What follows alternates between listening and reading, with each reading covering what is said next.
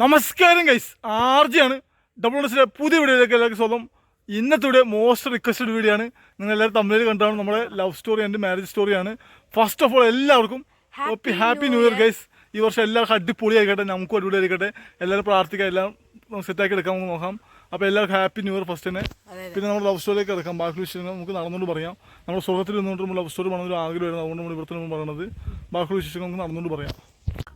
ആദ്യത്തെ first question ആണ് എങ്ങനെ നമ്മൾ കണ്ടുമുട്ടി എന്നുള്ളത്. അപ്പൊ ആദ്യമായിട്ട് ഞാൻ കണ്ടുമുട്ടുന്നത് ട്രെയിനിൽ വെച്ചിട്ടാണ് ആർജനെ കണ്ടുമുട്ടുന്നത്. പക്ഷെ ട്രെയിനിൽ വെച്ച് കണ്ടതിന്റെ ഒരു ഓർമ്മ വല്ലാട്ട് മുഖം വല്ലാട്ട് ഓർക്കൂല പെട്ടെന്ന്. പക്ഷെ ഞാൻ ഒരാളെ ഒരു പ്രാവശ്യം കണ്ടു കഴിഞ്ഞാൽ പിന്നെ ഓർക്കും. ഞാൻ പക്ഷെ ഓർത്തില്ല സംഭവം. ഞാൻ ജനറൽ സെല്ലിൽ സീറ്റിൽ സെക്കൻഡ് ക്ലാസ്സിലായിരുന്നു, ജനറൽ സെൽ സീറ്റിലിരിക്കായിരുന്നു. അപ്പൊ ഫോണിന്റെ ചാർജ് ഞാൻ കുത്തിയിട്ടായിരുന്നു. തേങ്ങയുടെ ഫോൺ ചാർജ് ചെയ്തിട്ട് തേങ്ങ എൻ്റെ അടുത്ത് ഒന്ന് തെണ്ടിയാണ്, ഒന്ന് ചാർജ് ചെയ്യാൻ ചേട്ടാ എന്ന് വെച്ചിട്ട്. അപ്പൊ ഞാൻ ഒന്ന് ആയിക്കോട്ടെ. പക്ഷെ അന്ന് ഇവിടെ ഞാൻ കണ്ടപ്പെട്ടില്ല.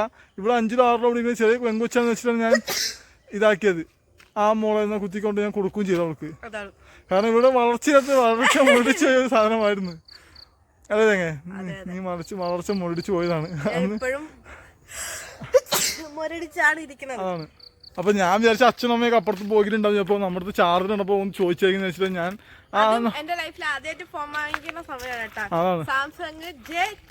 ടച്ച് ഫോൺ ശ്രദ്ധിക്കുള്ള സമയത്ത് ഫസ്റ്റ് ഞാനും ടച്ച് ഫോണൊക്കെ എടുത്ത സമയം തന്നെയാണ്. ആ സമയത്താണ് നമ്മുടെ പ്രേമം തുടങ്ങുന്നത്.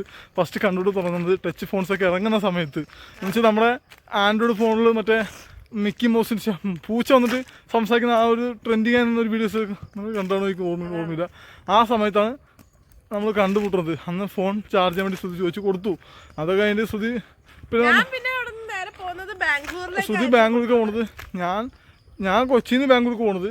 ശ്രുതി തിരുവനന്തപുരത്ത് ബാംഗ്ലൂർക്ക് വരുന്നത്. അപ്പോൾ ഞാൻ ബാംഗ്ലൂരിലേക്ക് ഇറങ്ങി. പിന്നെ വലിയ പരിചയമൊന്നുമില്ല. ശ്രുതിയുടെ പാടിന് ഇറങ്ങിപ്പോയി, ഞാൻ എൻ്റെ പാടിന് ഇറങ്ങിപ്പോയി. വല്ലോ പിന്നെ കണ്ടുപിട്ടലൊന്നുമില്ല.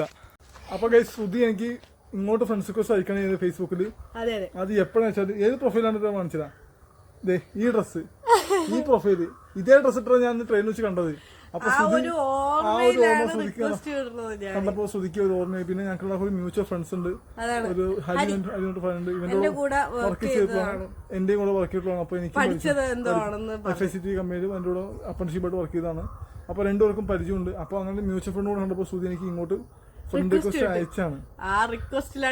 ഞങ്ങളെ ഫസ്റ്റ് കമ്മ്യൂണിക്കേഷൻ തുടങ്ങുന്നത്. പക്ഷെ ആ റിക്വസ്റ്റ് കഴിഞ്ഞ് ഞങ്ങൾ നല്ലൊരു ഫ്രണ്ട്സ് ആയിരുന്നു. കാരണം ആ റിക്വസ്റ്റ് ഒക്കെ അക്സെപ്റ്റ് ചെയ്ത് എനിക്ക് തോന്നുന്നു അന്ന് റിക്വസ്റ്റ് അന്ന് അക്സെപ്റ്റ് ചെയ്തു തോന്നുന്നു. റിക്വസ്റ്റ് അയച്ചല്ലേ റിക്വസ്റ്റ്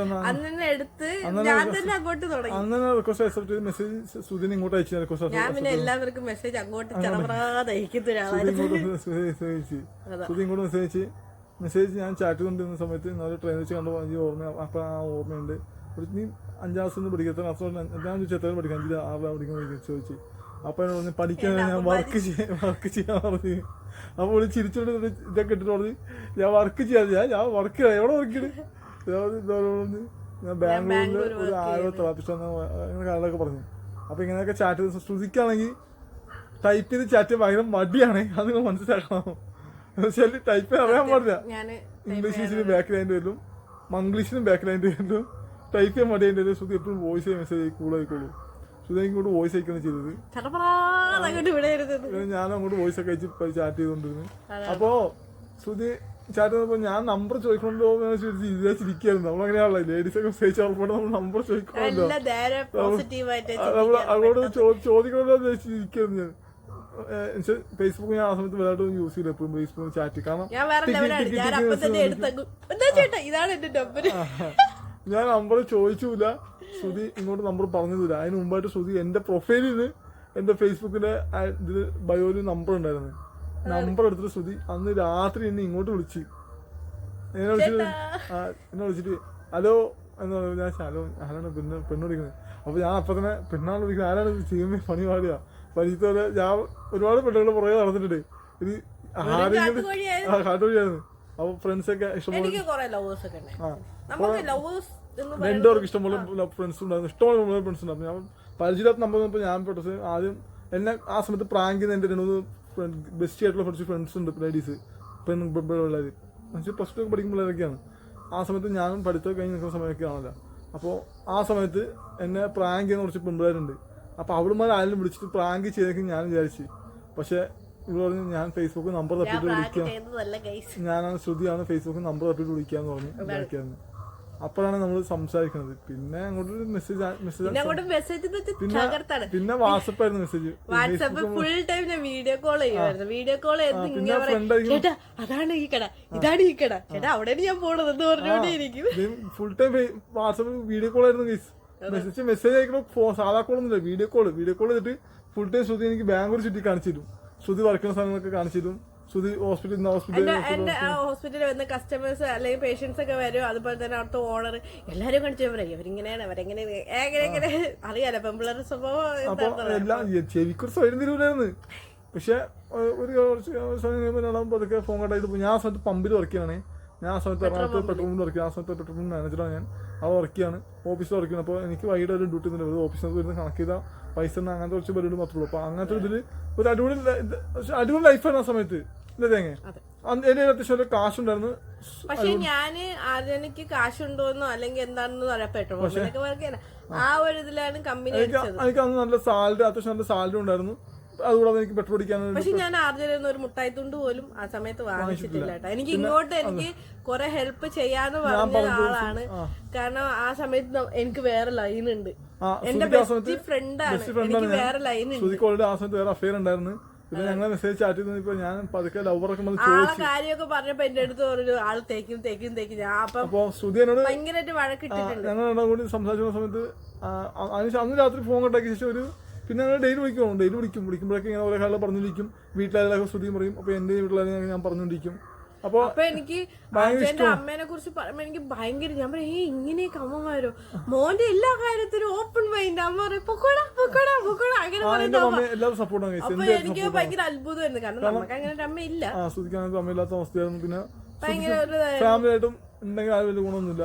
പക്ഷെ ഞാൻ എപ്പോഴും പറയാറുണ്ട് എന്റെ വീട്ടുകാരെ എല്ലാരെ കുറിച്ച് എന്നെ എത്ര താഴ്ത്തി കെട്ടിയാൽ ഞാൻ എന്റെ കുടുംബക്കാരെ എപ്പോഴും ഇങ്ങനെ പൊക്കിക്കൊണ്ട് നടക്കുമായിരുന്നു. പക്ഷെ എന്താ ചെയ്യാ, നമുക്ക് അടി കിട്ടിയാലും നമ്മൾ പഠിക്കൂലെന്ന് പറഞ്ഞ അവസ്ഥയാണ്. പിന്നെ എന്താന്ന് വെച്ച് കഴിഞ്ഞാല് ആർജെ ഈ പറഞ്ഞ പോലെ അമ്മയുടെ കാര്യമൊക്കെ പറഞ്ഞ് അമ്മയൊക്കെ സംസാരിക്കുന്നൊക്കെ പറഞ്ഞു. പിന്നെ പക്ഷെ അതൊക്കെ പിന്നീട് കാര്യമാണ്. പിന്നെ നമ്മൾ ഫ്രണ്ട് ആയിരുന്നു കുറച്ചാലും ഡെയിലി അങ്ങനെ ഒരു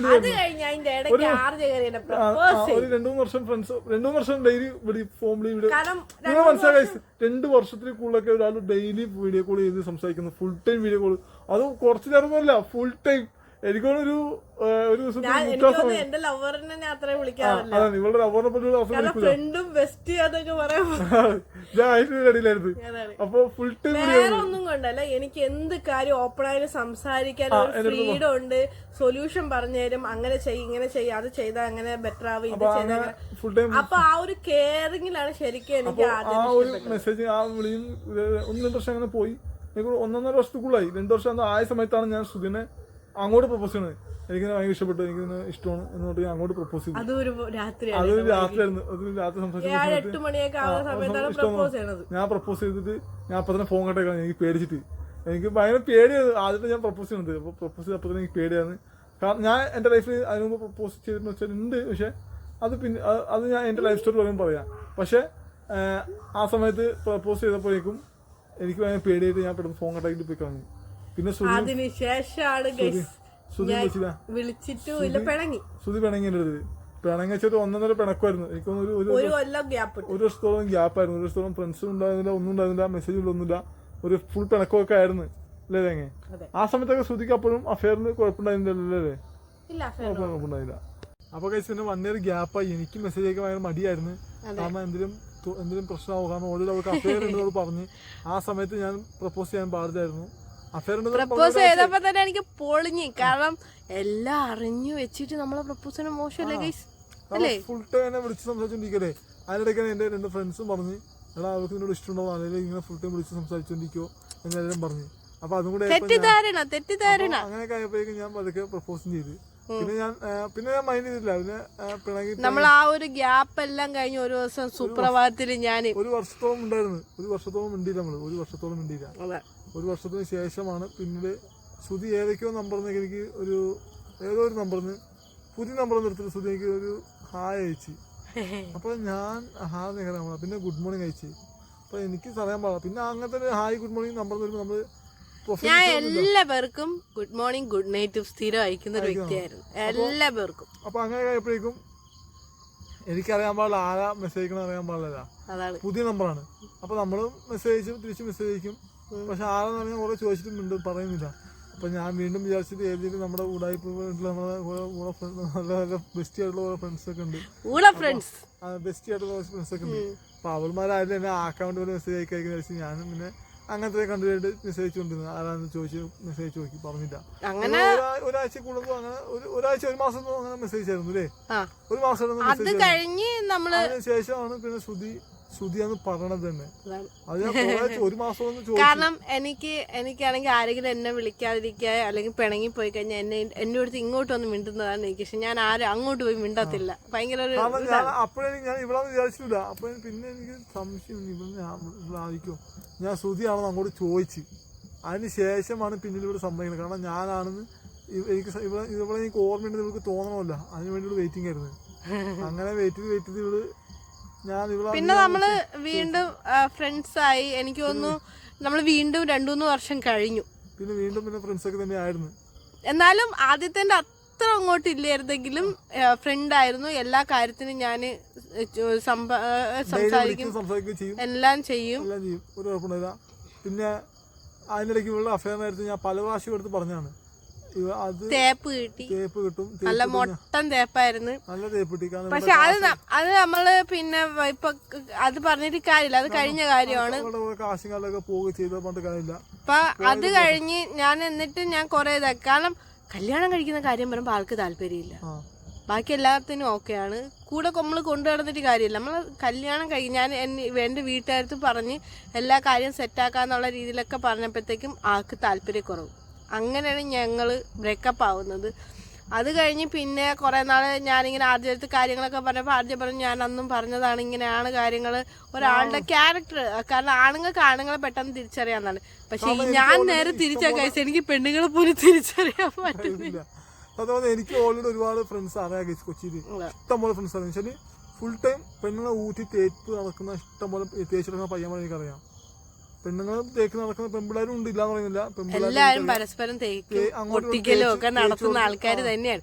പക്ഷേ പോകുന്ന പെണ്ണുങ്ങളെ എനിക്കറിയാം, ആൺപിള്ളേരെ എനിക്കറിയാം. അപ്പൊ ഞാൻ സുഹൃത്ത് കുറച്ച് ആൾക്കാരെ അങ്ങനത്തെ പരിചയം കണ്ടപ്പോൾ ഇവരുടെ ലവറെ കുറിച്ച് പറയുമ്പോൾ ഞാൻ പറഞ്ഞു സുഹൃത്ത് അത് ശരിയല്ല ശ്രുതി. കാരണം ഒരു ലവർ ഒരിക്കലും അങ്ങനെ ചെയ്യൂല, ശരിക്കും സ്നേഹമുള്ളവരാണ് അങ്ങനെ ചെയ്യൂല, ഈ കാര്യം ശരിയല്ല, ആ ശരി ഇത് ശരിയല്ല എന്നൊക്കെ ഞാൻ പറയുമ്പോൾ ശ്രുതി ആ സമയത്ത് എന്നെ അടിയുണ്ടാക്കും. ഞാൻ അവനെ കുറിച്ച് കുറ്റം പറയുമ്പോൾ ശ്രുതി അടിയുണ്ടാക്കി പിണങ്ങും. പിന്നെ ആ പിണക്കം പക്ഷെ വലിയ പിണക്കമായിരിക്കില്ല, മാക്സിമം ഒരു ദിവസം ഉണ്ടായിക്കോളൂ. അതിനുശേഷം വീണ്ടും മെസ്സേജ് വരും. അപ്പൊ അങ്ങനെയൊക്കെ ആയിരുന്നു. പിന്നെ അങ്ങനെ തന്നെ പോയിക്കൊണ്ടിരുന്നത്. പിന്നെ കുറെ കാലം അത് കഴിഞ്ഞാണ് ഞാൻ ഒരു സുപ്രഭാതത്തില് ആർജയ്ക്ക് ഒരു മെസ്സേജ് ഇട്ടു, ഒരു ഗുഡ് മോർണിംഗ്. കിട്ടപ്പോ ഒരു ലവ് ഒക്കെ ചേർത്താ ഗുഡ് മോർണിംഗ് കിട്ടത്. എനിക്ക് ശരിക്കും ഇംഗ്ലീഷ് വായിക്കാൻ അറിയത്തില്ല. അപ്പൊ എന്റെ അർത്ഥം മനസ്സിലായിട്ടുണ്ടായില്ല.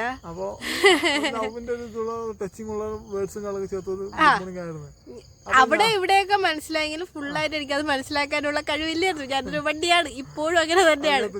ഞാൻ ആർജയ്ക്ക് ഇട്ട് അപ്പൊ ഞാൻ തേങ്ങ എടുത്ത് ഞാൻ പറഞ്ഞു എന്താണ് ലവ് ഒന്നും ഇങ്ങോട്ട് അയക്കണ്ട, ഗുഡ് മോർണിംഗ് ഒക്കെ വായിക്കോട്ടെ, ലവ് വായിക്കണ്ട എന്ന് ഞാൻ പറഞ്ഞു. ഭയങ്കരമായിട്ട് ഹേർട്ട് ചെയ്തൊക്കെ സംസാരിച്ച് അങ്ങനെ അയക്കണം. അപ്പൊ എന്നോട് വെച്ച് അതെന്താ എന്നെ പ്രേമിക്കാൻ കൊള്ളു വെച്ച്. ഞാൻ പറഞ്ഞു പ്രേമിക്കാൻ കൊള്ളൂന്ന് വെച്ചാൽ അങ്ങനെയല്ല, ആ രീതിയിൽ പറഞ്ഞല്ല. പക്ഷെ ലവ് ഒന്നും അയക്കണ്ട എന്ന് പറഞ്ഞില്ല. കാരണം ഓൾറെഡി ഒരു പ്രാവശ്യം പ്രപ്പോസ് ചെയ്യേണ്ടി വലിയ ഒരു വർഷത്തിൽ കൂടുതൽ പിണങ്ങി ഉണ്ടായിരുന്നല്ലേ. അപ്പൊ അങ്ങനെയൊക്കെ ആയപ്പോൾ വിഷമമായി. അപ്പൊ ഞാൻ പറഞ്ഞു ആ ലവ് ഒന്നും അയക്കണ്ട വന്ന്.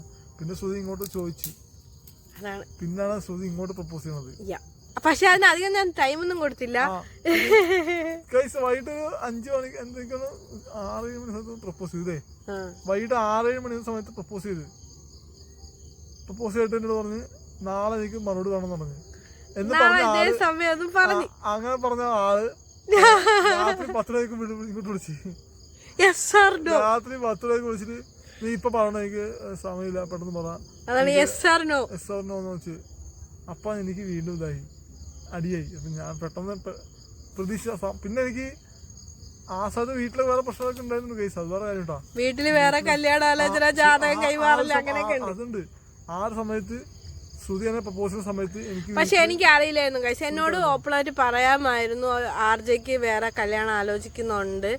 അപ്പൊ അത് സംഭവിച്ചത് ആ സമയത്ത് എന്നോട് വീട്ടില് കല്യാണം മമ്മി ചോദിച്ചു, ഞാൻ കല്യാണം നോക്കിക്കോട്ടെ ചോദിച്ചു. ഞാൻ ആയിക്കോട്ടെ നോക്കി മമ്മി എന്ന് പറഞ്ഞു.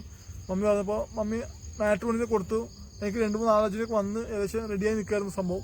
എന്നുവെച്ചാൽ ഒരു ഓസ്ട്രേലിയയിൽ നിന്നൊരു ആലോചന വന്ന് ഞാൻ DJ ഷോയൊക്കെ ചെയ്യുന്നത്. അപ്പോൾ അങ്ങനെ എൻ്റെ ആ ഒരു കരിയർ ഇഷ്ടപ്പെട്ട ഒരുപാട് പ്രൊഫൈലൊക്കെ മാച്ചായി വന്ന് അങ്ങനെ എനിക്ക് ബാംഗ്ലൂരിൽ നിന്നും പിന്നെ ഓസ്ട്രേലിയയിൽ നിന്ന് അങ്ങനെ പിന്നെ കാനഡയിൽ നിന്ന് പറഞ്ഞു. അങ്ങനെ ഒരു 3-4 അത്യാവശ്യം നല്ല കുഴപ്പമില്ലാത്ത ഒരു കല്യാണത്തിലേക്ക് വന്ന് റെഡിയായി നിൽക്കായിരുന്നു. അപ്പോൾ ഓസ്ട്രേലിയത്തെ ഏകദേശം സെറ്റായ അവസ്ഥയായിരുന്നു.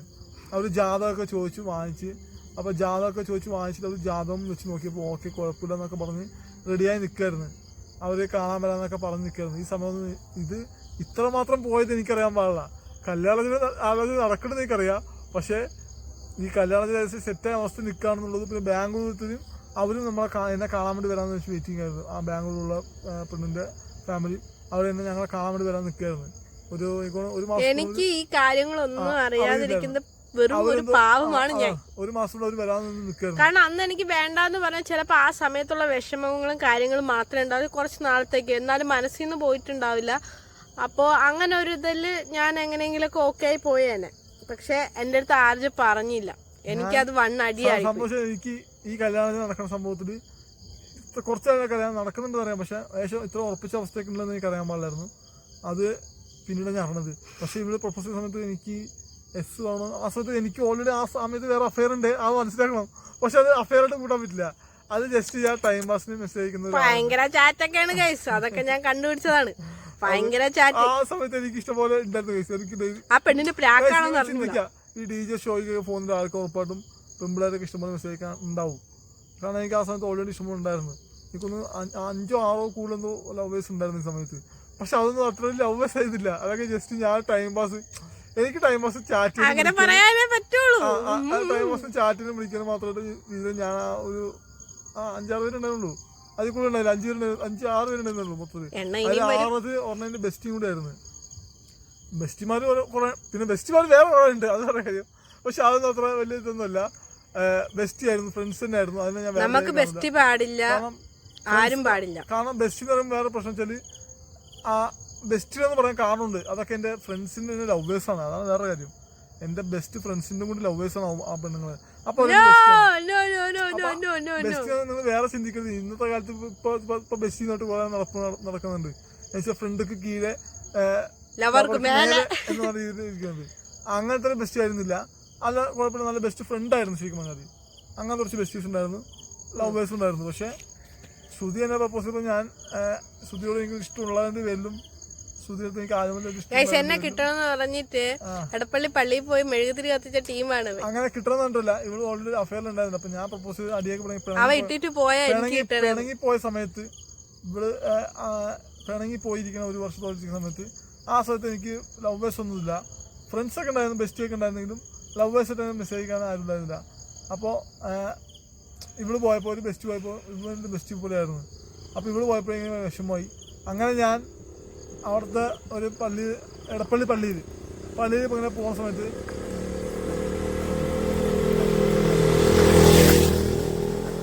അപ്പോൾ എടപ്പള്ളി പള്ളിയിൽ പോകുന്ന സമയത്ത് ഞങ്ങൾ അവിടുത്തെ അവിടുന്ന് ഞാൻ ക്ലാസ്സിൽ പോകുന്നത് സ്പോക്കൺ ഇംഗ്ലീഷ് പഠിക്കാൻ വേണ്ടി, സ്പോക്കൺ ഇംഗ്ലീഷ് IELTS പഠിക്കാൻ വേണ്ടി പോകുമ്പോൾ എടപ്പള്ളി പോയിട്ടാണ് പോകുന്നത്. അപ്പോൾ എടപ്പള്ളി പള്ളിയിലൊക്കെ ഇങ്ങനെ പോകും. അങ്ങനെ പള്ളിയിൽ പോകുന്ന സമയത്ത് ഞാൻ ഇങ്ങനെ ഒരു ദിവസം പ്രാർത്ഥിക്കുന്ന പോലെ അവൾക്ക് അഫയർ ഉണ്ടായിരുന്നില്ല. അപ്പോൾ ഇൻ കേസ് അവർ ബ്രേക്കപ്പ് ആയി പോവുകയാണെങ്കിൽ അവളെ എൻ്റെ അടുത്ത് തന്നെ വരട്ടെ, പ്രപ്പോസ് ചെയ്ത് വരട്ടെ, അത് ഇങ്ങോട്ട് വരണം, മെസ്സേജ് അയച്ച് വരണം എന്നൊക്കെ ഞാൻ വിചാരിച്ച് ഒരു ജസ്റ്റ് അങ്ങനെ പ്രാർത്ഥിച്ചു, അത്രേ ഉള്ളൂ. കറക്റ്റായിട്ട് സംഭവിക്കുന്നു വിചാരിച്ചില്ല കേസ്. ഇവിടെ കറക്റ്റായിട്ട് ഞാൻ പോയി തലയിൽ വീഴുമെന്ന് പ്രതീക്ഷിച്ചില്ല. അങ്ങനെയാണ് തേങ്ങയുടെ തലയൊന്ന് വീണത്. തേങ്ങ വീണപ്പോഴേക്കും ഞാൻ പിന്നെ എസ് വേണോ നോ വേണോ എസ് വേണോ ഒരു കൺഫ്യൂഷനായി. അതിനിടയ്ക്ക് രാത്രി 10 മണിക്ക് വിളിച്ചിട്ട് ചോദിച്ച് എസ് വേണോ നോ വേണോ പെട്ടെന്ന് പറഞ്ഞതെന്ന് പറഞ്ഞു. ഇതെല്ലാം കൂടി ആയപ്പോഴേക്കും എനിക്ക് ഒരു ഇതായിരുന്നു, പറയണോ വേണ്ടതിന് സ്ഥിതി കൺഫ്യൂഷനൊക്കെ വന്നു. പിന്നെ അവസാനം ഞാൻ ഇഷ്ടമുണ്ടായിരുന്നല്ലോ, ഓൾറെഡി ഇഷ്ടമുണ്ടായിരുന്നു സ്ഥിതിയെടുത്ത്. എന്നുവെച്ചാൽ മറ്റുള്ള എൻ്റെ ലവേഴ്സ് അടുത്ത് ഉള്ള ഒരു ഇഷ്ടമായിട്ട് കൂട്ടാൻ പറ്റില്ല. കാരണം അതൊക്കെ ഒരു ജസ്റ്റ് ഒരു ടൈം പാസ് ആയിരുന്നു കൂട്ടാം. പക്ഷെ ഇവിടെ എനിക്കൊരു കെയറിങ് ഇഷ്ടമായിരുന്നു. അപ്പോൾ അതുകൊണ്ട് എനിക്ക് ഒരു ചെറിയ കെയർ കൂടി ഇഷ്ടമുള്ളതിൻ്റെ പേരിൽ ഞാൻ അപ്പം ഞാൻ എന്റെ ഫ്രണ്ട് ആയിരിക്കുന്ന സമയത്ത് ആർജ എനിക്ക് ഡിയോ വണ്ടി എടുത്തു തരാന്നൊക്കെ പറഞ്ഞു ഭയങ്കര പറഞ്ഞപ്പോ ഞാൻ പറഞ്ഞു വേണ്ട, എനിക്ക് അതിന്റെ ആവശ്യമില്ല. എനിക്ക് തോന്നുന്നു ആർജ എനിക്ക് ആദ്യമായിട്ട് വാങ്ങിച്ചു തന്നത് 299 രൂപയ്ക്ക് ഒരു കമ്മല് ബ്ലാക്ക്. ആ കമ്മൽ ഇപ്പോഴും ഉണ്ട് കേട്ടോ. എന്റെ നാത്തൂനിക്ക് ഞാൻ കൊടുത്തിട്ടുണ്ട്. നാത്തൂന്റെ അടുത്ത് ഇപ്പോഴും ആ കമ്മലുണ്ട്. അപ്പൊ അത് നമ്മള് പ്രൊപ്പോസ് ഒക്കെ ചെയ്ത് ഇഷ്ടം ശേഷം കറങ്ങാൻ വേണ്ടി പോയി. അപ്പൊ അങ്ങനെ നമ്മള് പെട്ടെന്ന് എന്നോട് ചോദിച്ചപ്പോൾ എനിക്ക് പറയാൻ മടിയായിരുന്നു. പിന്നെ അവസാനം എസ് അടിച്ച് അന്ന് തന്നെ രാത്രി എനിക്ക് സംശയമായിരുന്നു നമ്മൾ എന്നോട് ശരിക്കും സീരിയസായിട്ട് പ്രപ്പോസ് ചെയ്തോന്ന് ചോദിച്ചു. അപ്പോൾ ഞാൻ എന്നോട് ഒരു കിസ് ചോദിച്ചു. കാരണം സത്യമായിട്ടും ലവേഴ്സ് ആണെങ്കിൽ ഉറപ്പോട്ട് ഒരു കിസ് കൊടുക്കില്ല. അത് ഞാൻ ചോദിച്ചു, സത്യമായിട്ട് എന്നോട് ഇഷ്ടമുണ്ടെന്നാണെങ്കിൽ നീ ആളെ കളിയാക്കാൻ വേണ്ടിയായിരുന്നു നല്ലല്ലോ പണമെന്ന് വെച്ചു. അപ്പോൾ അല്ല സത്യമാണെന്ന് ഞാൻ ഇഷ്ടമെന്ന് പറഞ്ഞു പ്രപ്പോസ് ചെയ്ത് പറഞ്ഞു. അപ്പോൾ ഞാൻ അങ്ങനെ ശരിക്കും സ്നേഹം കൊണ്ട് ഒരു ഉമ്മതാന്ന് പറഞ്ഞു. ശ്രുതി എനിക്ക് ഉമ്മയൊക്കെ തന്നിട്ട് നേരിട്ടല്ലെങ്കിലും ഫോണിൽ കൂടെയാണ് കേട്ടോ. ഫോണിൽ കൂടെ വീഡിയോ കോളിലാണ്. വീഡിയോ കോളിൽ ഉമ്മയൊക്കെ തന്ന് അന്ന് ആ ഇത് കഴിഞ്ഞ് പ്രപ്പോസ് കഴിഞ്ഞ് പിന്നെ നമ്മള് ലവ് ബേസ് ആയിരുന്നു. പക്ഷെ നമ്മുടെ ലവിങ് അധികം നീണ്ടുന്നില്ല ഗൈസ്. പക്ഷെ നമ്മൾ പ്രേമിക്കുന്ന സമയത്ത് ശ്രുതി ഞാൻ പറഞ്ഞായിരുന്നു, എനിക്ക് ഒരു നമ്മൾ ഓൾറെഡി പറഞ്ഞു വെച്ചാൽ ഒരു മാക്സിമം 4-5 വർഷം ഞാൻ അടുത്ത് പറഞ്ഞായിരുന്നു എനിക്കൊരു 3-4 അത് കഴിഞ്ഞാൽ നമ്മൾ കല്യാണം കഴിക്കുമെന്നാണ് പറഞ്ഞത്. പക്ഷെ എല്ലാം പെട്ടെന്നായിരുന്നു. ഞാൻ അടുത്ത് പറഞ്ഞായിരുന്നു എനിക്ക് 4 വർഷം സമയം വേണം.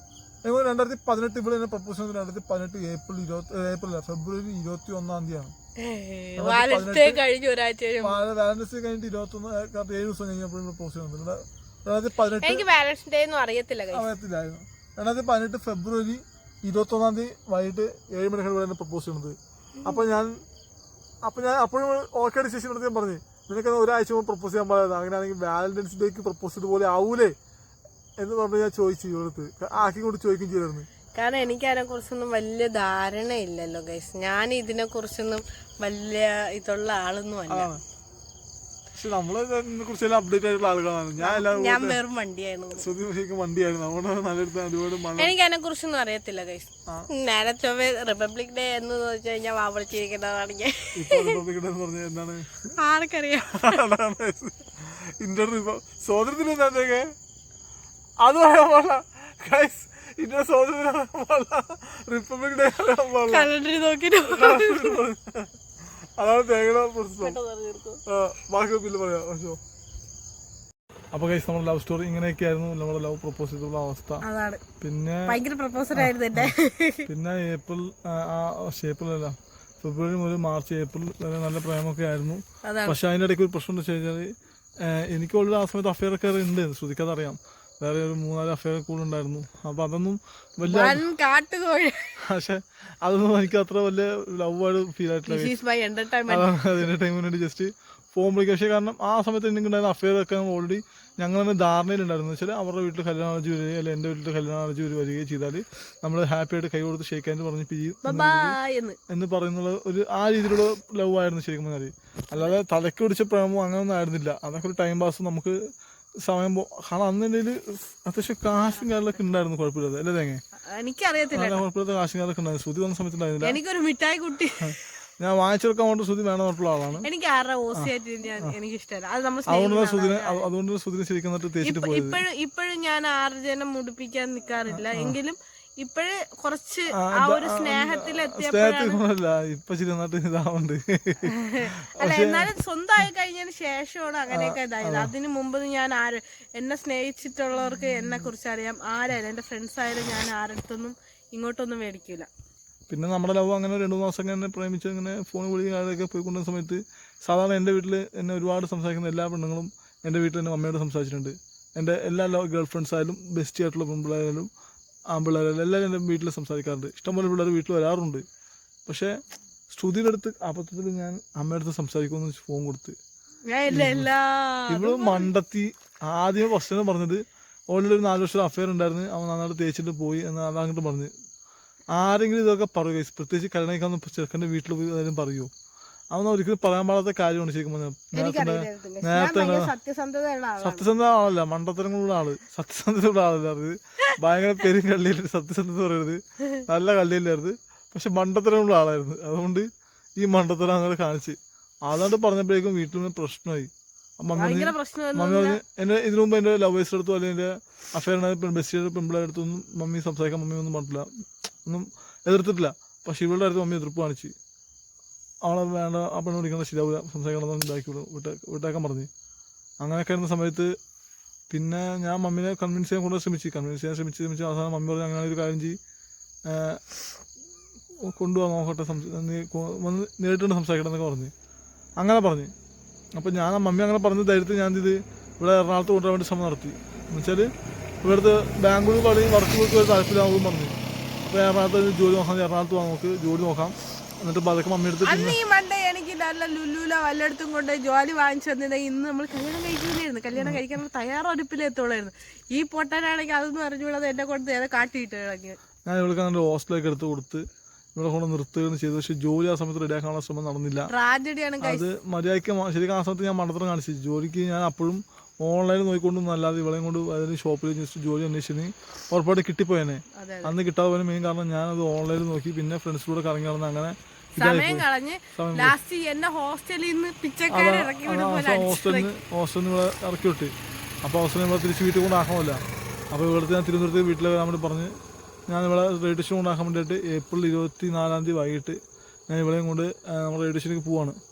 പോകുന്ന സമയത്താണ് ഒരു പണി കിട്ടുന്നത്. പോകുന്ന സമയത്ത് രാത്രി ഒരു 11-12 മണിയൊക്കെ ആയ സമയത്ത് നമ്മൾ ലൂർദ് ഹോസ്പിറ്റലിന് അതിൻ്റെ സ്ഥലത്തേപ്പോഴേക്കും ചേട്ടൻ പണി കിട്ടി. അങ്ങനെ വണ്ടി കൊണ്ട് പോകുന്ന സമയത്താണ് ഗൈസ് ഒരു ഓപ്പോസിറ്റ് ഒരു കാറൊക്കെ വന്നപ്പോഴേക്കും കണ്ണിൽ വെട്ടടിച്ച് മങ്ങിപ്പോയി. വണ്ടിയിൽ നിന്ന് സൈഡ് കൊടുത്തതാണ്. പക്ഷേ ഞാൻ സൈഡ് കൊടുത്ത് ലെഫ്റ്റ് സൈഡിലേക്കല്ല കൊടുത്തത്, റൈറ്റ് സൈഡിലൊക്കെ സൈഡ് കൊടുത്തപ്പോഴേക്കും പോയിട്ട് മതിൽ കൊണ്ട് വണ്ടി കൂടി ചാരി കേസ് ഉറക്ക വിഷയം കൂടെ ആയിരുന്നല്ല.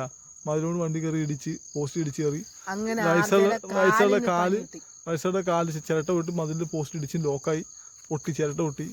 അങ്ങനെ ഞാനവിടെ റോഡിൽ വീണ് ശ്രുതിക്ക് തലയ്ക്ക് പരിക്കൊറ്റി. ശ്രുതിയുടെ തലയിൽ ഇവിടെ എനിക്ക് തലയിൽ അടിയിട്ടി അങ്ങനെ ഇവിടെ ബ്ലഡ് ക്ലോട്ടിങ് ഒക്കെ വന്നു. ഇപ്പൊ ശ്രുതിക്ക് ഇപ്പൊ ഒന്ന് ചേച്ചി തന്നിട്ട് പോയതാണ്.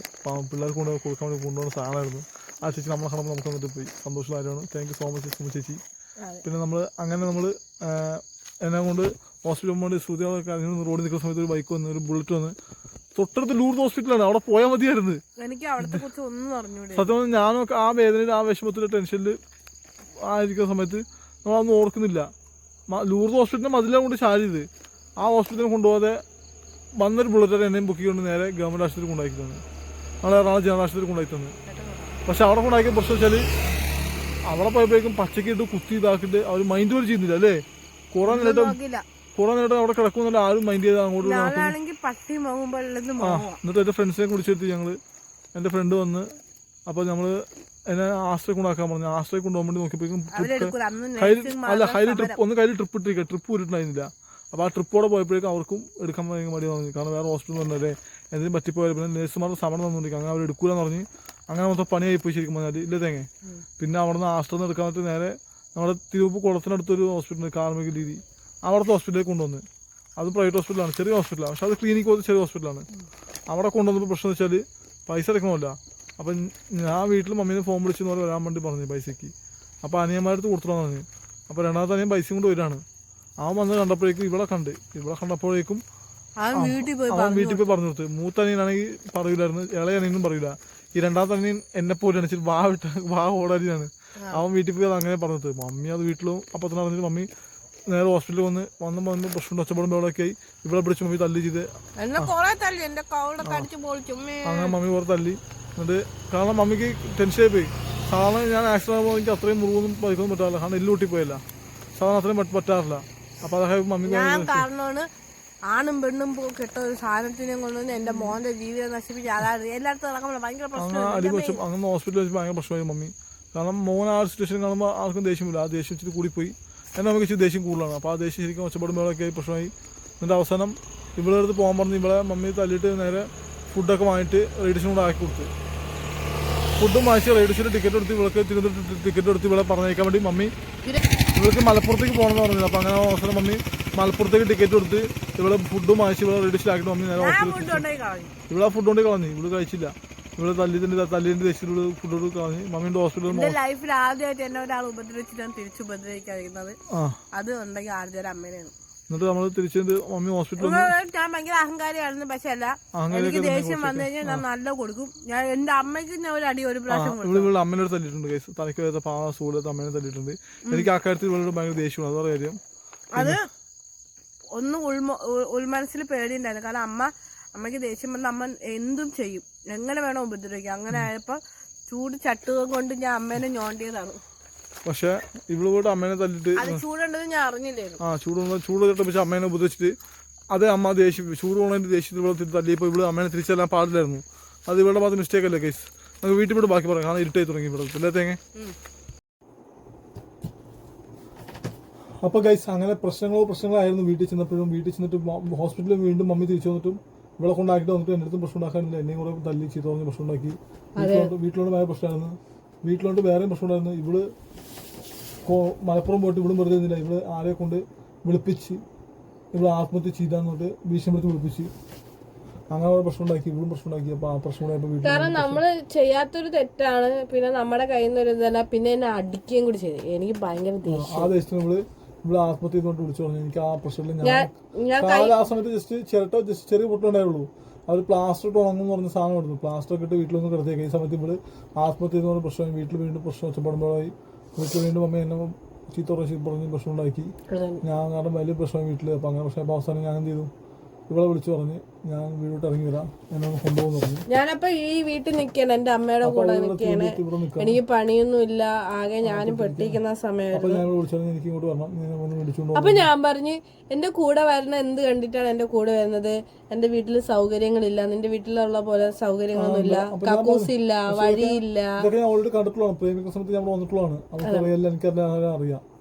അപ്പൊ ഞാൻ പറയാം എന്റെ കൂടെ ഒന്ന് എങ്ങനെ നിൽക്കുന്നു? കാരണം കാലം കൊഴിഞ്ഞ് പ്ലാസ്റ്റർ ഒക്കെ ഇടിക്കുന്നു, നമുക്കൊന്നും ചെയ്യാൻ വേണ്ടി പറ്റത്തില്ല. അപ്പൊ നമ്മൾ എന്ത് ചെയ്യും എന്ന് പറഞ്ഞപ്പോഴത്തേക്കും അത് കുഴപ്പമില്ല, ഞാൻ വരുക എന്ന് പറഞ്ഞ് എന്റെ കൂടെ എല്ലായിടത്തും ആമ്പിള്ളേരെ പെമ്പിള്ളേരെ കൊണ്ടുപോകുമ്പോഴത്തേക്ക് ഇവിടെ ഞാൻ ആർജനെ കൊണ്ടുപോകുന്നു.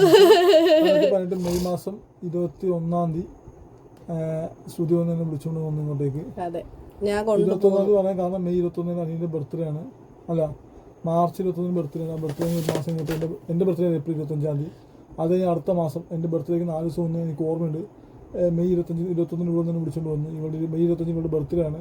അങ്ങനെ ഇവിടെ തന്നെ വിളിച്ചിട്ട് ഇങ്ങോട്ട് വന്ന് ഇവിടുത്തെ വീട്ടിൽ നിൽക്കായിരുന്നു. അങ്ങനെ ഇവിടുത്തെ വീട്ടിൽ നിൽക്കുന്ന സമയത്ത് എന്റെ അമ്മ ആദ്യമായിട്ടാണ് കേട്ടോ ഒരു ആണിനെ സപ്പോർട്ട് ചെയ്യുന്നതും നോക്കുന്നതും ആദ്യമായിട്ടാണ്. എന്റെ അമ്മയ്ക്ക് ആണുങ്ങളെ ഇഷ്ടമില്ല. ആദ്യമായിട്ട് ആർജനെ മോനെന്ന് വിളിച്ച് സ്വീകരിച്ചത് അമ്മ. ആർജയ്ക്ക് അമ്മ എനിക്കൊന്ന് മിനിറ്റിന് ഫുഡ് കൊണ്ടു കൊടുക്കും. കപ്പ, മീൻകറി, ചക്ക, അത് ഇത്, ചോറ്, കഞ്ഞിവെള്ളം കലക്കി കൊണ്ടു കൊടുക്കുക. മക്കളിത് കുടി, മോൻ ഇത് കുടി, അങ്ങനെ ഇടയ്ക്ക് കട്ട. ഞാൻ കട്ടനും ചായ കുടിക്കാത്ത ആളാണ്. എനിക്ക് ഇടയ്ക്കിടയ്ക്ക് കട്ട കൊടുത്തിട്ടുണ്ട്. എല്ലാം കുടിക്കും, കുഴപ്പമില്ല. അമ്മയല്ലേ. കാരണം എന്റെ അമ്മ എപ്പോഴും ഫുഡിന്റെ ഒരാളാണ്, ഫുഡിയാണ് ശരിക്കും. എപ്പോഴും കഴിച്ചോണ്ടിരിക്കും, എന്നാ വയറ് നിറയെ കഴിക്കൂല. എനിക്കുണ്ട്, നന്നായിട്ട് ഫുഡിയാണ്. കാരണം വയറ് നിറയെ കഴിക്കുമെന്ന് ചെയ്യില്ല, പക്ഷെ എപ്പോഴും നിന്നോണ്ടിരിക്കണം. എന്റെ എപ്പോഴും ഇങ്ങനെ അയവെട്ടിക്കൊണ്ടിരിക്കണം. അങ്ങനെ നമ്മളിവിടെ നിൽക്കുന്ന സമയത്ത് ഒരു മാസം പോയി. മെയ് മാസം വന്ന് ഏപ്രിൽ അങ്ങനെ ഞങ്ങൾ കല്യാണം കഴിക്കാൻ വേണ്ടിട്ട് നമ്മൾ ഒരു മാസം ഇവിടെ നിൽക്കല്ലേ. കാരണം നാട്ടുകാർക്ക് ഭയങ്കര മോശമായിരിക്കും, എന്ത് പറയും എന്നുള്ളതൊക്കെ അറിഞ്ഞിട്ട് എനിക്ക് ഭയങ്കര ഇതാ. എനിക്കാണെങ്കിൽ ഭയങ്കര നാട്ടുകാരെ പേടിയാണ്. ഞാൻ പേടിച്ച് ജീവിക്കുന്ന ഒരു വ്യക്തിയാണ്. കാരണം നാട്ടുകാരറിയാലോ, വെറും നോണയും കുണ്ടണിയും പറയുന്ന ആൾക്കാരെ. നമ്മളെ തിരുവനന്തപുരത്ത് മാത്രമൊന്നുമല്ല, എല്ലാ ജില്ലയിലും അങ്ങനെ തന്നെ പ്രശ്നമുള്ളതാണ്. ഇവിടെ കുറെ നിൽക്കുന്നപ്പോൾ താഴത്തോട്ട് ചേച്ചിക്ക് വിളിച്ചിട്ട് നിങ്ങൾ എങ്ങോട്ടും വരാത്തെന്ന് ചോദിച്ചപ്പോൾ ഇവള് പതുക്കെ ചേച്ചിയോട്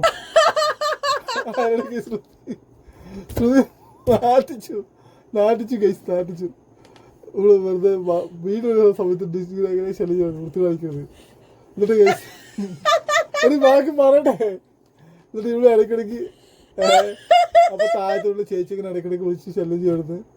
അപ്പൊ അവള് വിളിച്ചിട്ട് ചേച്ചി ചോദിച്ച്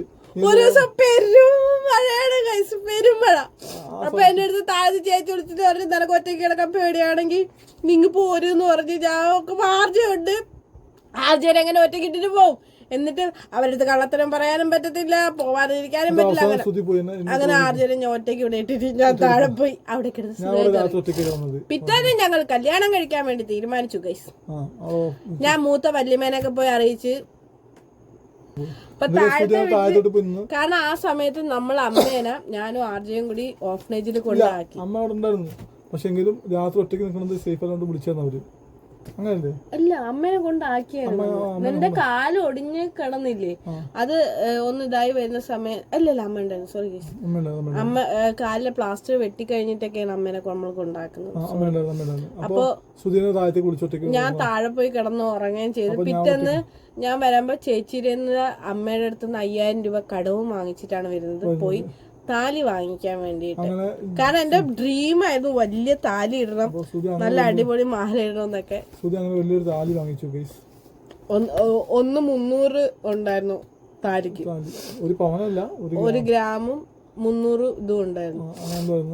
അപ്പൊ ഞാൻ മൂത്ത വല്യമ്മേനെ വിളിച്ചോണ്ട് പറഞ്ഞ അപ്പൊ വല്യമ്മേനെ അടുത്ത് പോയിട്ട് ഒരു മുണ്ടൊക്കെ വാങ്ങിച്ചു. കാരണം ആദ്യം അമ്പലത്തിൽ കയറില്ല. അപ്പൊ നമ്മൾ ശ്രീനാരായണ ഗുരുവിന്റെ അവിടെ പോയിട്ട് കെട്ടാം എന്നുള്ള പ്ലാനിലൊക്കെ പോയിട്ട് ഇവിടെ തന്നെ നമ്മുടെ ഊഴമലയ്ക്ക് ദേവീക്ഷേത്രത്തിൽ തന്നെയാണ്. അപ്പൊ വല്യമ്മേനെ വിളിച്ചോണ്ട് വന്ന് ഞാൻ മുണ്ടൊക്കെ ഉടുപ്പിച്ച്, അന്ന് മഴ ആയതുകൊണ്ട് ഇവിടെ നിന്ന് ഇറങ്ങിയത് ഫ്രണ്ടിൽ ഇറങ്ങിയ സമയത്ത് സ്റ്റെപ്പിൽ നല്ല പായലും കല്ലായിരുന്നു.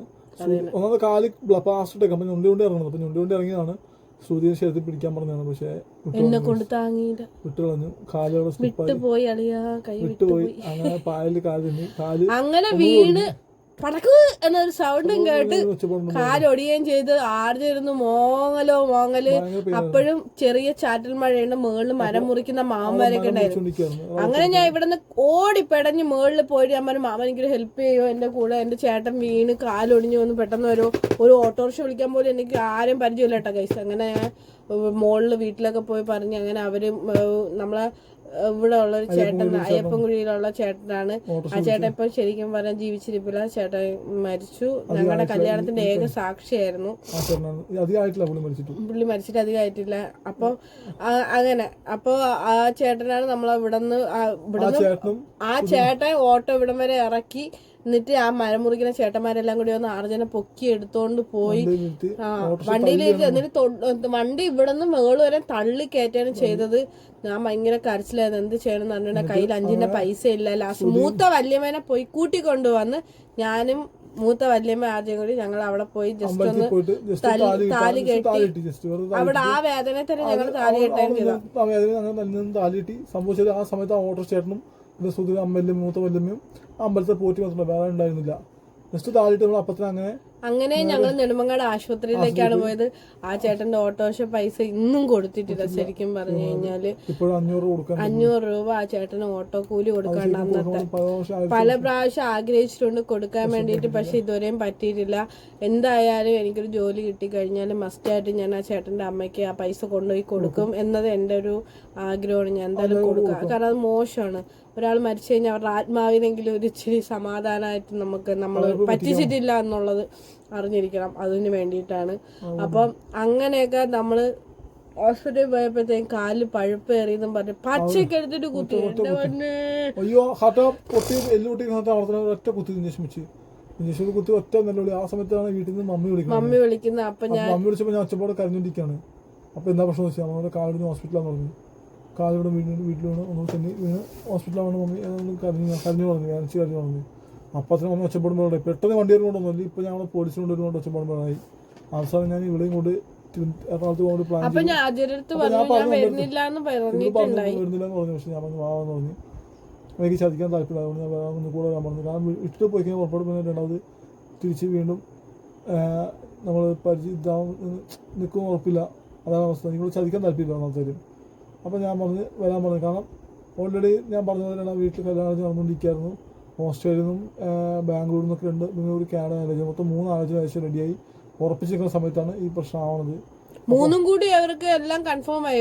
3 വരെ കെട്ടിയാനൊക്കെ അപ്പൊ ഏതെങ്കിലും ഒരെണ്ണത്തെ കൺസൾട്ട് ചെയ്ത് എനിക്ക് ഇഷ്ടപ്പെട്ടെന്ന് വെച്ചാൽ ഉറപ്പിക്കുന്ന പ്ലാനിൽ നിൽക്കുന്ന സമയത്താണ്. ബാംഗ്ലൂരിലെ പെണ്ണിനെ ഇഷ്ടപ്പെട്ട് അല്ല ബാംഗ്ലൂർ പെണ്ണിക്ക് ഇഷ്ടപ്പെട്ടില്ല.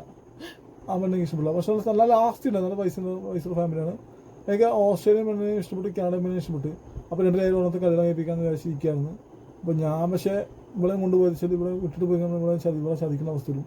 അങ്ങനെ ചതിക്കാൻ എനിക്ക് താല്പര്യമില്ല. അവിടെ ഞാൻ എടുത്ത് പറഞ്ഞു എന്നെ കൂടെ വാന്ന് പറഞ്ഞ് ഞാൻ അമ്മയെടുത്ത് പറഞ്ഞു. എന്ന് പറഞ്ഞാൽ ഞാൻ വരും, പക്ഷേ അവളെ കൊണ്ടുവരുള്ളൂ എന്ന് പറഞ്ഞ അവസരം അമ്മ പറഞ്ഞ് ഞാൻ വാന്ന് പറഞ്ഞ്. അങ്ങനെ ഇവിടെ കൊണ്ട് ഞാൻ പോയി. ഞാൻ അവരെ വീട്ടിൽ പോകുമ്പോഴത്തേക്കും പറഞ്ഞ കാര്യമാണ് പിറ്റേന്ന് ഞാൻ പോരും ആർജെ, ഞാൻ അപ്പം പറഞ്ഞിട്ടുണ്ടായി ഞാൻ പോവും, നിനക്ക് എന്നാണോ നിന്റെ അസുഖം മാറി വരുന്നത് അന്നും ഞാൻ ഉണ്ടാകും, നിനക്ക് അപ്പോഴും എന്നെ ഇഷ്ടമാണെങ്കിൽ ഓക്കെ ആണ് എന്ന് ഞാൻ പറഞ്ഞ് എല്ലാം സെറ്റാക്കിയിട്ടാണ് നമ്മളിവിടുന്ന് പോകുന്നത്. അവിടെ ചെന്ന് ട്രെയിനിൽ വെച്ച് ഒന്നുകൂടി താലിട്ടി. അതാണ് നമ്മൾ കെട്ടിരുന്ന താലിയൊക്കെ ഹോസ്പിറ്റലിൽ പോകുന്ന സമയത്ത് ബസ്സിൽ ഓട്ടോറിക്ഷ പോകുന്ന സമയത്ത് പിടിച്ച് വലിച്ച് പൊട്ടിപ്പോയി. പിന്നെ നമ്മള് ട്രെയിനിലേക്ക് ഒന്നുകൂടി താലി കിട്ടിയായിരുന്നു. ട്രെയിനിൽ 5 മണിക്ക് ഒന്നുകൂടി താലി കിട്ടി, പൊട്ടിപ്പോയി താലി ഒന്നുകൂടി കേട്ടി. എന്നിട്ട് നമ്മള് വീട്ടിൽ പോണത്.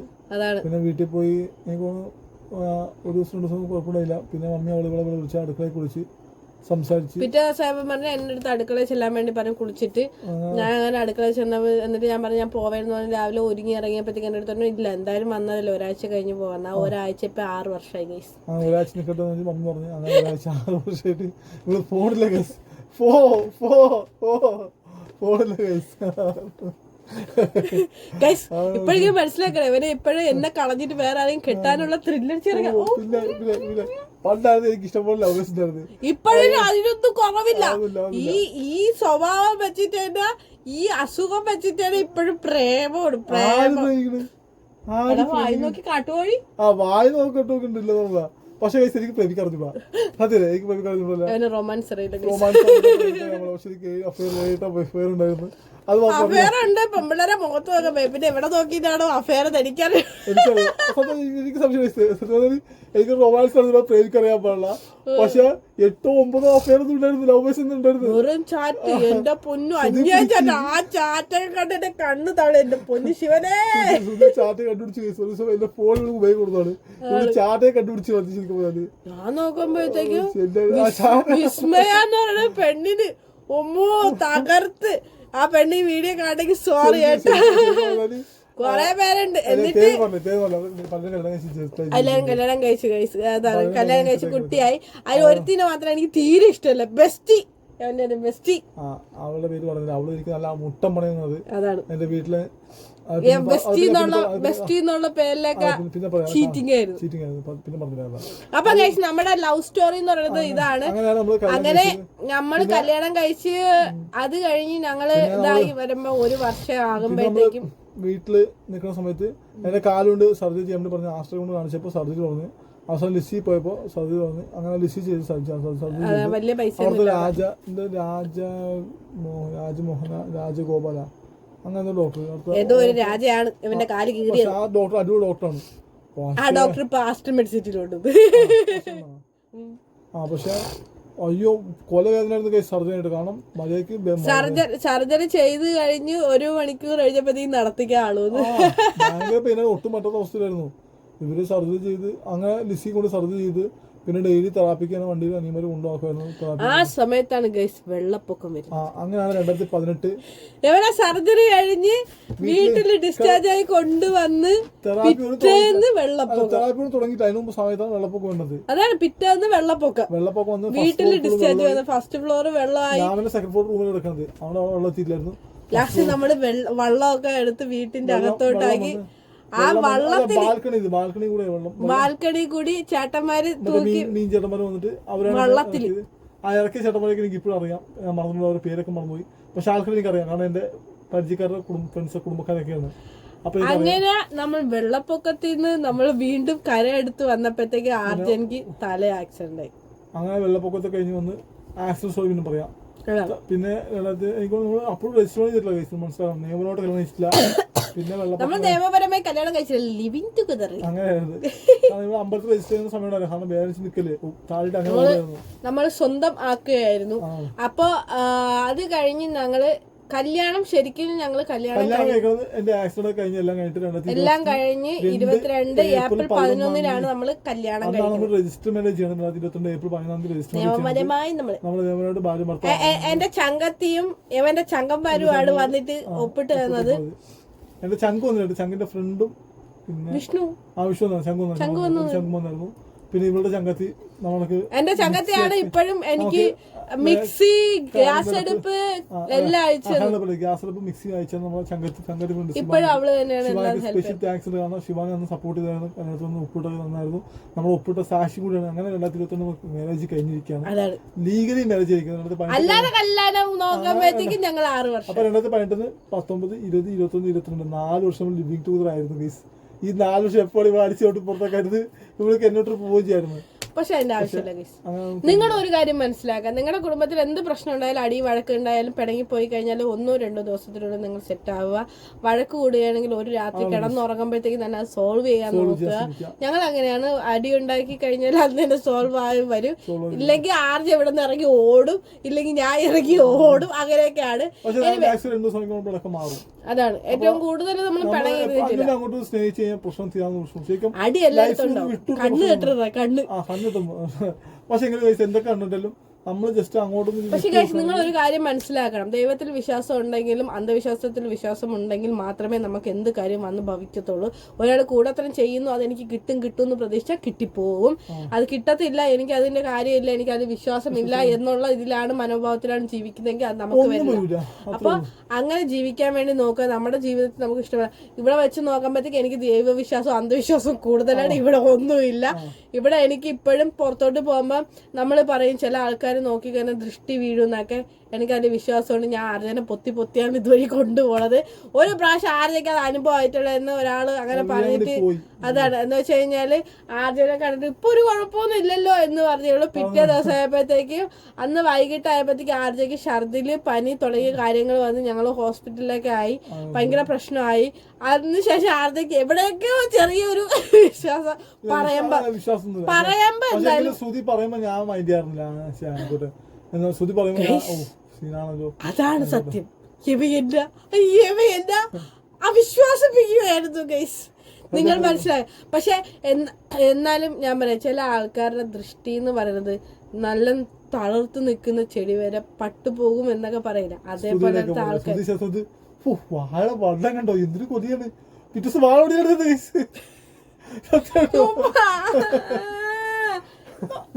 പറയോ അങ്ങനെയൊന്നുമില്ല ഗൈസ്. പക്ഷെ ഒരു കാര്യമുണ്ട്, എനിക്ക് എന്ത് സാധനം ഇഷ്ടപ്പെട്ടാലും അതെനിക്ക് കിട്ടാതെ പോകും ഗൈസ്, നഷ്ടപ്പെട്ടു പോകും. കാരണം ഞാൻ നെടുമങ്ങാട്ട് ബസ് സ്റ്റാൻഡിൽ പട്ടിക്കുട്ടീനെ കണ്ട് ഇഷ്ടപ്പെട്ടിട്ട് അത് ചോദിക്കാൻ വേണ്ടി പോയപ്പോ ആ പട്ടി ചത്തുപോയി. അതുപോലെ തന്നെ എറണാകുളത്ത് നിന്നപ്പോ എനിക്ക് ഭയങ്കര ഫീലിങ്സ് ആണ്. ഇതെനിക്ക് സങ്കടം വരാറുണ്ട്. ഞാൻ റോഡിൽ പട്ടിക്കുട്ടി പോകുന്ന കണ്ട് അതിനെ എടുത്തോണ്ട് പോയി ഒരു കടയുടെ ഫ്രണ്ടിലാക്കിയിട്ട് ഞാൻ എന്ത് ചെയ്തു, ഒരു 5 രൂപയുടെ ബിസ്ക്കറ്റ് വാങ്ങിച്ചിട്ട് കൊടുത്തിട്ട് പോയി. പിറ്റേന്ന് ഞാൻ ബസ്സിൽ പോകുമ്പോൾ ഈ പട്ടി റോഡിൽ ചത്ത് കിടക്കും. ഞാൻ അച്ഛനെടുത്തന്ന് പറഞ്ഞു, എനിക്ക് ഭയങ്കര സങ്കടമായി ഗൈസ്. കാരണം നമ്മൾ എന്ത് ചെയ്താലും അങ്ങനെയൊക്കെ വന്ന് വീഴുമ്പോഴത്തേക്കും എനിക്ക് ഭയങ്കര സങ്കടം വരാറുണ്ട്. പക്ഷെ എനിക്ക് തോന്നുന്നു, ഞാൻ ഇഷ്ടപ്പെട്ട് എന്തെങ്കിലും സംഭവം കിട്ടിയിട്ട് ഞാൻ പോയി കഴിഞ്ഞാൽ വർക്കത്താണ്, ഞാൻ ഇറങ്ങിക്കഴിഞ്ഞാൽ നഷ്ടക്കച്ചവടമാണ്. അങ്ങനെയാണ് സംഭവം. എന്ന് വെച്ച് കഴിഞ്ഞാൽ ഞാൻ 1-ാം തീയതി ഇരിക്കാൻ വേണ്ടി പോകുമ്പോൾ പോകുന്ന വീട്ടുകാർക്ക് ലാഭവും എനിക്ക് നഷ്ടമായിരിക്കും. ഞാൻ 1-ാം തീയതി ഇരിക്കാൻ പോകാറുണ്ട്. എൻ്റെ നാട് വെച്ചിട്ട് എന്നെ വിളിക്കാറുണ്ട്. ഇപ്പോഴും അങ്ങനെ തന്നെയാണ്. ഒത്തിരി ആൾക്കാർ അങ്ങനെ ചോദിക്കാറുണ്ട്. ഇവിടെ നാട്ടുമ്പുറത്തിലൊക്കെ 1-ാം തീയതി ഇരിപ്പ് ഉണ്ട്. പക്ഷെ ഇവരുടെ അവിടെ ഒന്നും അതൊന്നും അങ്ങനെ പോകുമ്പോഴാണ് 1, 2, 10 ഒക്കെ കിട്ടണം. അപ്പൊ എങ്ങനെയൊക്കെ നമ്മുടെ ലവ് സ്റ്റോറി മാരേജ് സ്റ്റോറി ഉള്ളൂ. അങ്ങനെ നമ്മൾ 2022 മാരേജ്, പിന്നെ 2018 മുതൽ 19, 20, 21, 22 ലിവിംഗ് ടുഗദർ ലൈഫ് കാര്യങ്ങളൊക്കെ എന്തൊക്കെയായിരുന്നു എന്നൊക്കെ സമയം. അതൊക്കെ ഒരു ആക്സിഡന്റ് സംഭവിക്കുന്നുണ്ട്. അപ്പൊ അതൊക്കെ ചേർത്ത് അടുത്ത വ്ളോഗായിട്ട് ആക്ഷൻ സ്റ്റോറി ആയിട്ട് പറയുന്നതായിരിക്കും. അപ്പൊ അതുവരെ നമുക്ക് പുതിയൊരു വീഡിയോ ആയിട്ട് കാണുന്നവരെ ബൈ ഫ്രം ആർജെ. അപ്പൊ എല്ലാവർക്കും അടിപൊളി ന്യൂ ഇയർ കൂടെ ആയിക്കോട്ടെ. Happy new year. പുതിയ തീരുമാനങ്ങൾ എടുക്കുക, പുതിയ കാര്യങ്ങളിലേക്ക് ചുവട് വെക്കാനുള്ള നല്ലൊരു വർഷമാകട്ടെ, സക്സസ്ഫുൾ ആവട്ടെ. തോന്നുകയാണ് നമുക്ക് നല്ലത് വരട്ടെ. നമ്മുടെ ബ്ലോഗുകളൊക്കെ അടിപൊളി വരട്ടെ. നിങ്ങൾ നമ്മുടെ വീഡിയോസ് ഒക്കെ ഇഷ്ടപ്പെട്ട എല്ലാ ലൈക്ക് ഷെയർ ചെയ്ത് നമ്മുടെ വലിയ യൂട്യൂബേഴ്സ് ആയി വരട്ടെ. നമുക്കൊണ്ട് പറ്റും, നിങ്ങളോട് സപ്പോർട്ട് ചെയ്യാൻ പറ്റുള്ളൂ. മറക്കാതെ എല്ലാവരും സപ്പോർട്ട് ചെയ്യാൻ ശ്രമിക്കുക. എല്ലാ വീഡിയോസും ലൈക്ക് ചെയ്യുക, നമ്മുടെ എല്ലാ വീഡിയോസും ലൈക്ക് ചെയ്യുക. എല്ലാ വീഡിയോസും മസ്റ്റ് ലൈക്ക് ചെയ്യുക, ഷെയർ ചെയ്യുക, സബ്സ്ക്രൈബ് ചെയ്യുക, ഓൾ എന്നുള്ള ബെല്ലൈക്കണും കൂടി കൊടുക്കുക, എനേബിൾ ചെയ്യുക. അപ്പൊ എന്തായാലും പുതിയൊരു വീഡിയോ ആയിട്ട് കാണുമ്പോൾ ബൈ ബൈ.